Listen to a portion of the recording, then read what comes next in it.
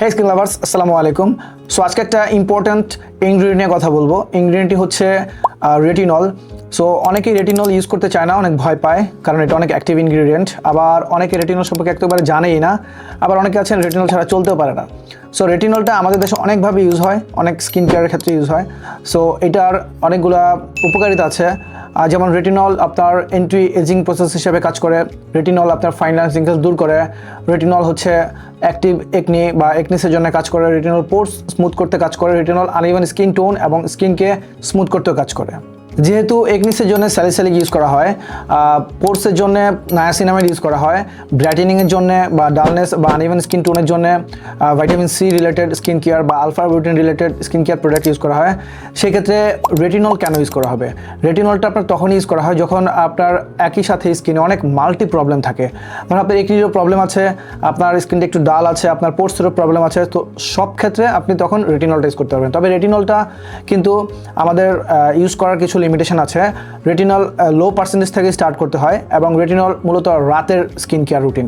যদি আপনি retinol use করেন তাহলে একেবারে লো পার্সেন্টেজ থেকে স্টার্ট করবেন এবং রেটিনল শুধুমাত্র আপনি যদি নিউ ইউজার হন তাহলে 0.2% ফরম্যাটে বাজারে পাওয়া যায়, এটা থেকে স্টার্ট করবেন এবং আপনি একদিন পরপর, অর্থাৎ আজকে যদি রেটিনল ইউজ করেন কালকে গ্যাপ দিবেন, তারপরের দিন রেটিনল ইউজ করবেন। এইভাবে আপনি 1 মাস থেকে 2 মাস ইউজ করার পরে আপনি 0.3%, 0.5%, 1%, সর্বোচ্চ 1% পর্যন্ত আমরা রিকমেন্ড করি।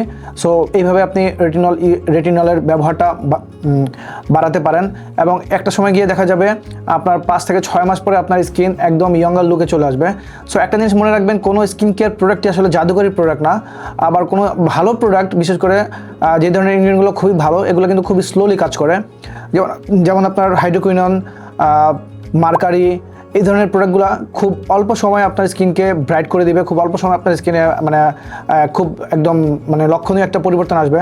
কিন্তু এই রেটিনল, ভিটামিন সি, দেন হচ্ছে niacinamide, salicylic acid, glycolic acid, এই ধরনের যে ইনগ্রিডিয়েন্টগুলো আছে এগুলো খুবই স্লো প্রসেসে কাজ করবে এবং এগুলোর রেজাল্ট পেতে আপনাকে মিনিমাম 8 to 10 উইকস পর্যন্ত ওয়েট করতে হবে।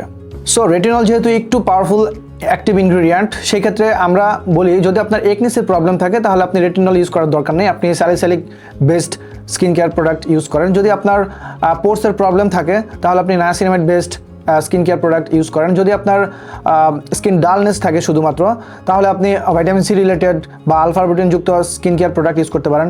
কারণ রেটিনলে আপনি প্রথমে শিফট হওয়ার দরকার নেই, কারণ এটা যেহেতু অ্যাক্টিভ ইনগ্রিডিয়েন্ট, এটা পরবর্তীতে আপনার স্কিনকে হচ্ছে একটু সেন্সিটিভ করে দেয় এবং এটা যদি আপনি প্রপার ওয়েতে সানস্ক্রিন ইউজ না করেন তাহলে কিন্তু আপনার স্কিন অনেক বেশি সেন্সিটিভ হয়ে যাবে।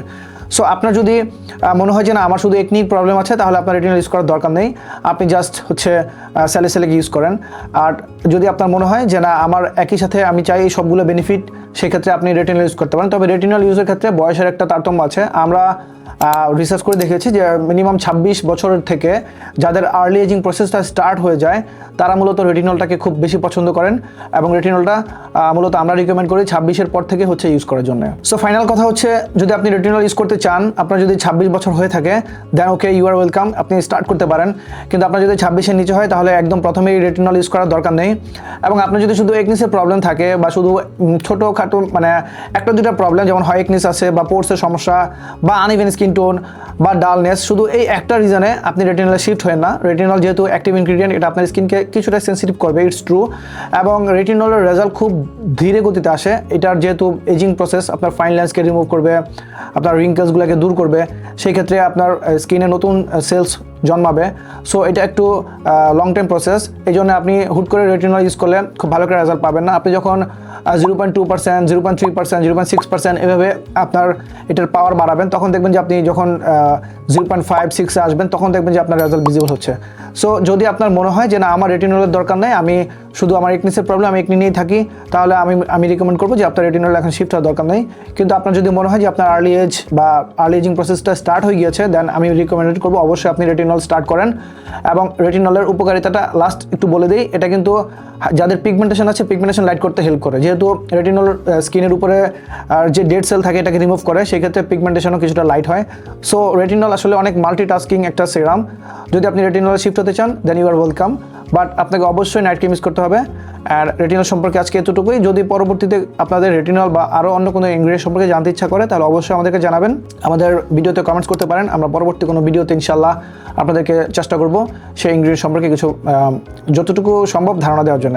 সো আজকে এই পর্যন্ত ভালো থাকবেন। আসসালামু আলাইকুম।